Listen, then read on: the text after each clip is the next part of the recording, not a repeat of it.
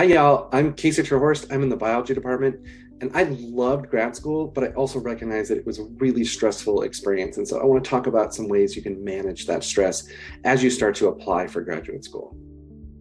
So, grad school is amazing. You get to become an expert in some particular field. You make lifelong friends. My best friends in my life are people I met in graduate school. You get to set your own schedule, and at the end, you get funny hats. But getting there is really stressful.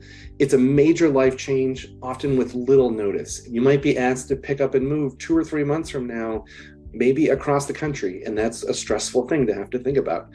It's a slow process that requires a lot of patience.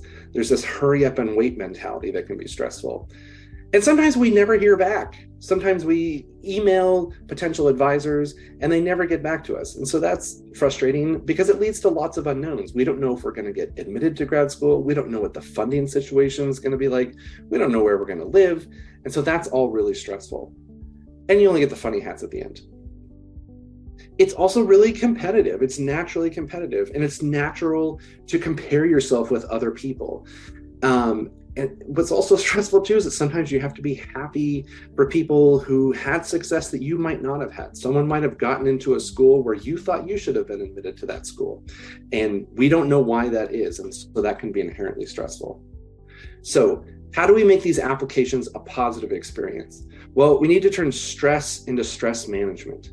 So, like this kid, we need to think about intentionally putting our legs down and realizing that we're not drowning. So, some real basic things that we can do intentionally. Eat well. Your body needs calories in order to deal with that stress. So make sure you're eating, make sure you're sleeping, let your body recover at night. That's going to let you deal with that stress better.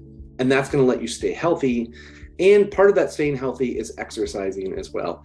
And I put exercise in there specifically because as a biologist, I can tell you that when you exercise, your body produces nitric oxide, and that dilates your blood vessels. And that can reduce your blood pressure for hours at a time, which is good for your physical and your mental health. But we also have to think about self-care. And so I stole these 4 keys to self-care from Dr. Pooja Lakshman. She starts with number 1 is setting boundaries and making time for yourself. So making some time where you are a priority. And that's not going to be 100% of the time, but you have to define some time in order to do that, and also remove the guilt associated with doing that. You're allowed to do that for yourself. Second thing is developing self-compassion. Think about how you talk to yourself. Is the way you talk to yourself in your head the same way you would talk to your best friend who's going through a similar experience? Allow yourself to make mistakes. Forgive yourself. Move at your own pace. And then also be really aware of imposter syndrome.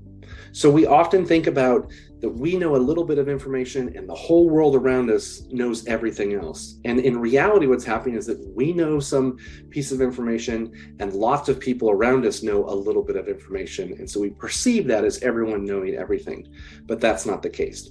But know that everyone's got imposter syndrome, but it's particularly relevant for people from marginalized groups where that can have much bigger impacts. Third, get clear on your own values. So think about what is it that you really want out of life. There's no single right answer to that, and your values might change over time, but there's going to be thousands of little decisions that you make on the way to getting to where you want to go. And using an internal lens to think about what your own values are is going to help you get to the place that you want to end up. So make sure that all of those little decisions align with your own self-defined values.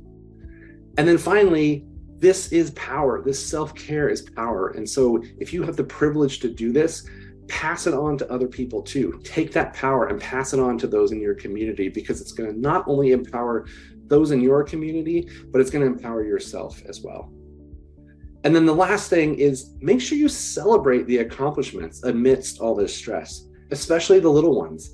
If you get an email that really makes you happy, it might not be that big of a deal, but just a little something, make a happy folder in your email where you can put those things and go back and look at them later. And then also give compliments to other people. We don't give each other enough praise. And so making someone else happy also helps with your own stress as well. And know that submitting an application is already an accomplishment. So take note of the fact that you may have already made some big accomplishments. So take care of yourselves, please.